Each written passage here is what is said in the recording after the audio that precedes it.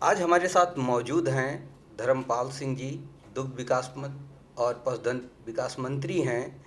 आज हम इनसे बात करेंगे कि किस तरीके से कुंभ का आयोजन किया गया और प्रदेश सरकार ने एक बड़ी उपलब्धि हासिल की। पूरी देश और दुनिया में कुंभ के आयोजन की प्रशंसा की गई और बहुत सारे लोगों ने, करोड़ों लोगों ने आस्था की डुबकी लगाई। तो मंत्री जी, किस तरीके से आप इसे देखते हैं? आयोजन इतना बड़ा रहा और इतना सफल रहा, गंगा जमनी तहजीब किस तरीके से पूरी दुनिया में फैली?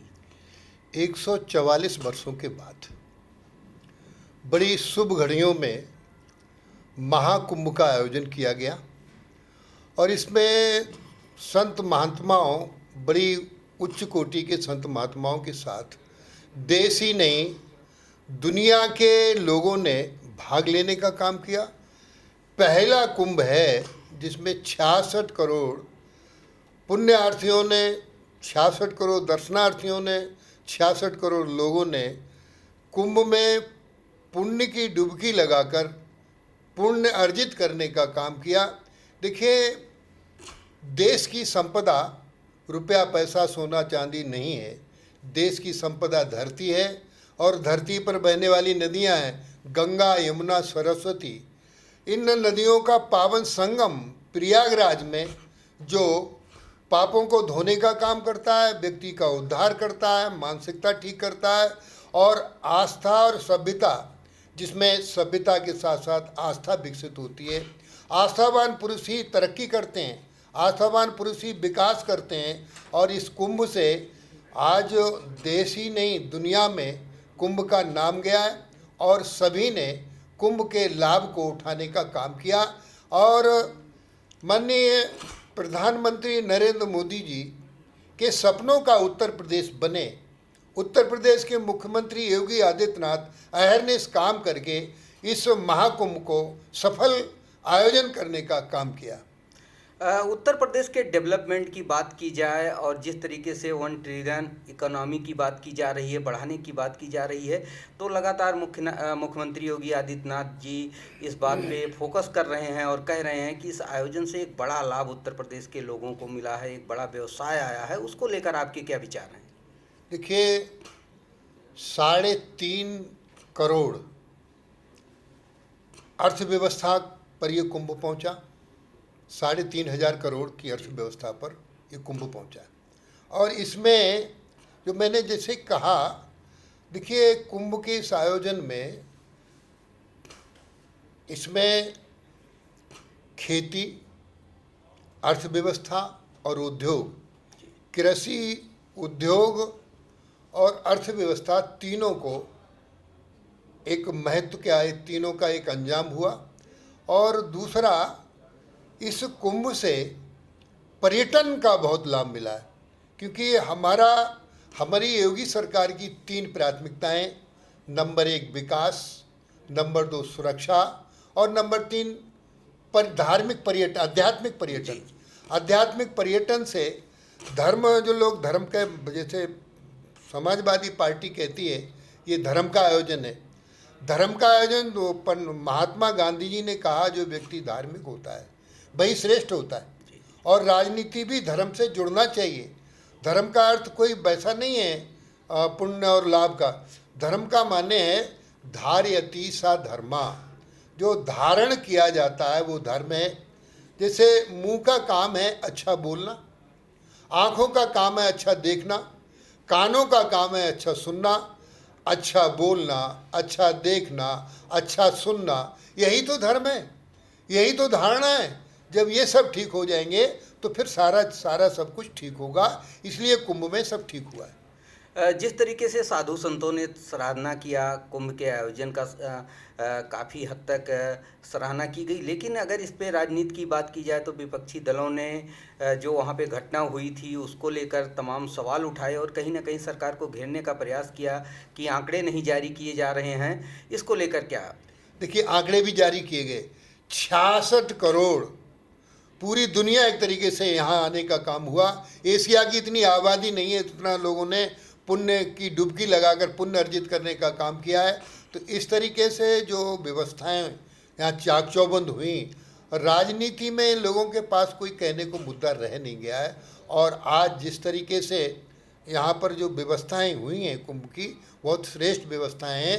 और आर्थिक दृष्टि से जैसे पर्यटन का भी केंद्र बना, प्रयागराज से अयोध्या, प्रयागराज से विंध्यवासिनी, प्रयागराज से काशी, प्रयागराज से चित्रकूट, प्रयागराज से मथुरा, ये सारे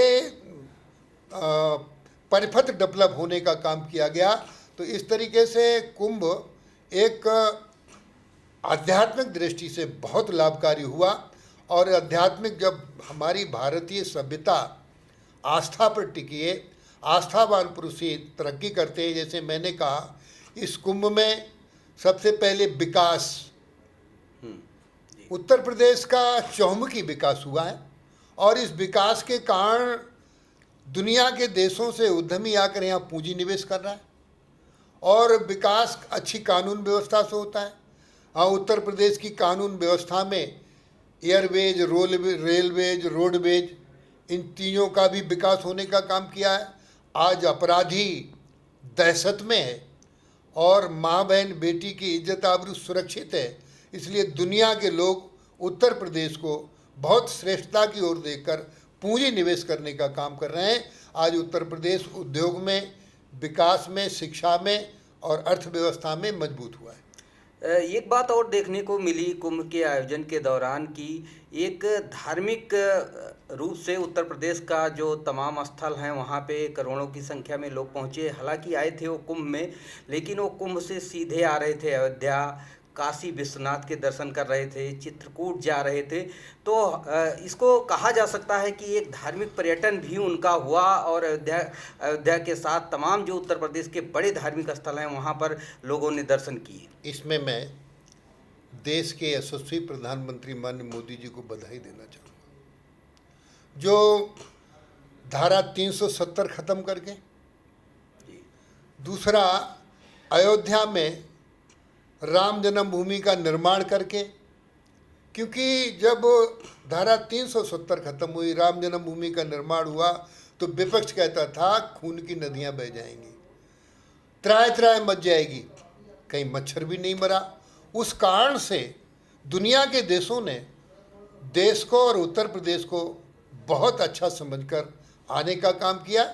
इसमें हमारी आर्थिक व्यवस्था भी मजबूत हुई, हमारी आध्यात्मिक व्यवस्था भी मजबूत हुई, हमारी सामाजिक व्यवस्था भी मजबूत हुई।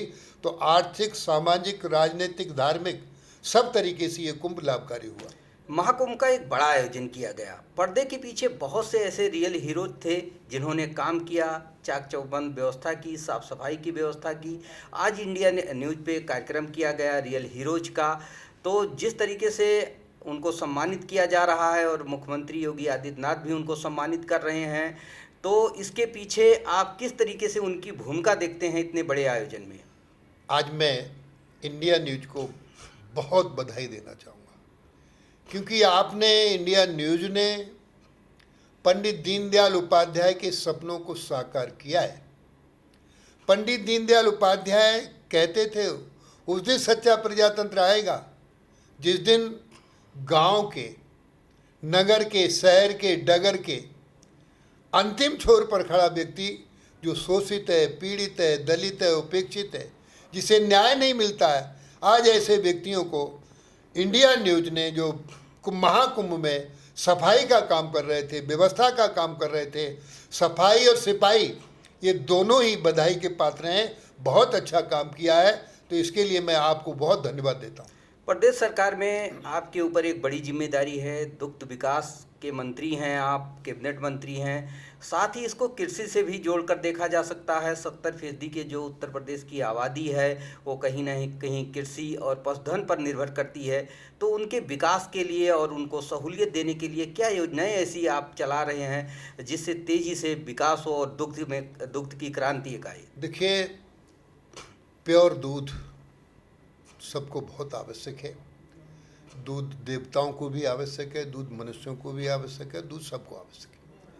इसलिए उत्तर प्रदेश दुग्ध में, दुग्ध विकास में देश में प्रथम स्थान पर है। और हमारी इसमें दुग्ध विकास में हमारी बहुत अच्छी योजनाएं हैं। हम जैसे भारत सरकार की योजना है 200 गायों की ब्रीड बनाने की, ये 4 करोड़ की योजना है, इसमें 2 करोड़ का अनुदान है। उत्तर प्रदेश सरकार इसमें पूरा काम कर रही है और उत्तर प्रदेश में भी अच्छी योजना है। नंदिनी कृषक समृद्धि योजना के अंतर्गत 50 गायों की स्कीम है, ये 64 लाख की है, इसमें 32 लाख का अनुदान है। इसको और हम नीचे तक ले आए, 25 गाँव तक ले आए, 50% का अनुदान है। और यदि किसान कोई नंद बाबा दुग्ध मिशन के माध्यम से 2 गाय, साहिवाल गाय, गिरी गाय बाहर से खरीद कर लाएगा दूसरे प्रदेश से, तो 1 गाय पर हम 40,000 रुपये का अनुदान दे रहे हैं, 2 गायों पर 80,000 रुपये का अनुदान दे रहे हैं। छोटे कृषकों को बकरी पालन, मुर्गी पालन, सुअर पालन, भेड़ पालन बहुत लाभकारी योजनाएं हैं। जैसे 10 बकरी 1 बकरा 1,70,000 की स्कीम है, मात्र इसमें 10% जमा करना पड़ेगा, 17,000, 90% का अनुदान है। इसलिए उत्तर प्रदेश के मुख्यमंत्री माननीय योगी आदित्यनाथ जी ने जो कहा है कि किसानों की आय दोगुनी हो, और उत्तर प्रदेश की आय, माननीय प्रधानमंत्री मोदी जी ने कहा किसानों की आय दोगुनी हो, तो मोदी जी के सपनों का उत्तर प्रदेश बने। योगी आदित्यनाथ काम कर रहे हैं उसी अनुसार। जैसे उत्तर प्रदेश की $1 ट्रिलियन इकोनॉमी हो, तो ये पशुधन विभाग के माध्यम से कृषि का जो महत्वपूर्ण पार्ट है, हम इसको पूरा तरीके से अच्छा करने जा रहे हैं। बहुत बहुत धन्यवाद, आपने हमारे चैनल को टाइम दिया और आपने हिस्सा लिया, इसके लिए आपको बहुत बहुत धन्यवाद। नरेंद्र जी, आपको भी बहुत धन्यवाद।